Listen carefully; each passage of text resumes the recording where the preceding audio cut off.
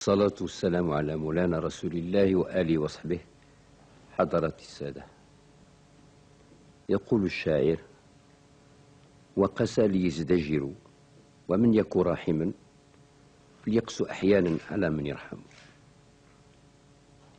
هذوك الناس اللي جيتوا تشفعوا فيهم هما قبل ما يكونوا من ذويكم وأهليكم هما قبل كل شيء أبنائنا.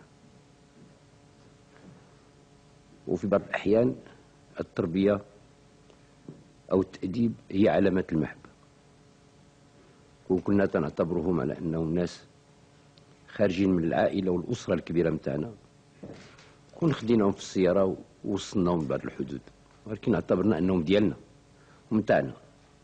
ولكن كما قلت لعب بهم الغرور كما لعب الغرور بآخرين،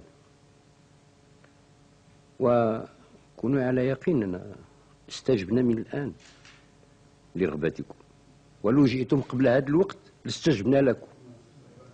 تعرفوني ما يمكن ليش نردكم في شي حاجة، بالأخص أنتم أبناء الأقاليم الصحراوية، لأن المدة اللي بقينا مفروقين بكم عليكم مدة فوق 50 سنة، هذيك المدة ما جاتش ما كبرت في القلوب لا من جهتكم ولا من جهتنا إلا أغصان المحبة، وثبتات كذلك في القلوب المشاعر أحبال نتاع التعلق المتبادل.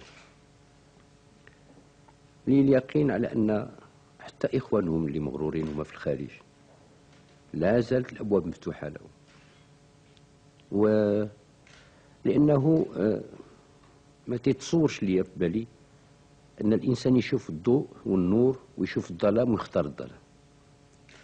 في الغالب هاد الناس هادو اللي في الخارج محتجزين، ولأنهم ما عندهمش حرية التصرف، ولو كانت عندهم حرية التحرك وحرية السفر والتنقل لكانوا من الأولين اللي التحقوا ببلدهم.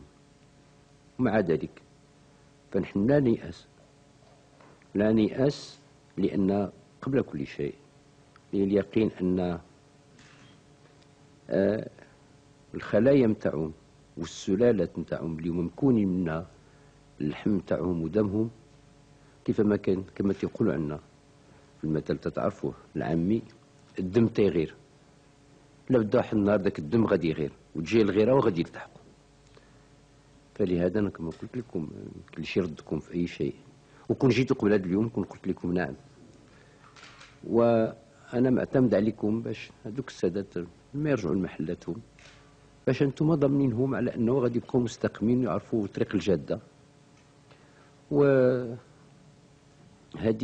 شي مشينا فينا احنا العلويين منذ ان اعتلينا خدمة لهذه البلاد عرش أسلافنا وأجدادنا، مقتدين في ذلك بجدنا صلى الله عليه وسلم الذي كان يرحم ويقسو، ولكن يرحم دائما، لأن قبل كل شيء الله لا يريد تعذيب المذنب، إنما يريد توبته ورجوعه إلى الطريق. فسيروا على بركة الله وعرفوا، قولوا لخوتكم كلهم، لا اللي في المجلس الاستشاري ولا غيرهم، إن مكانتكم في قلبنا راه هي مكانة خاصة، راه باقي ما تتعرفوش شنو مكانتكم عندنا.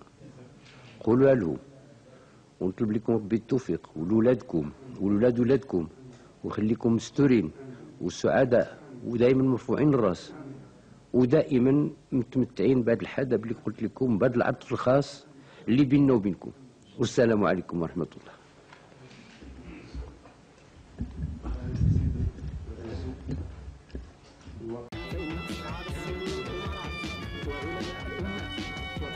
ورؤساء الأحزاب السياسية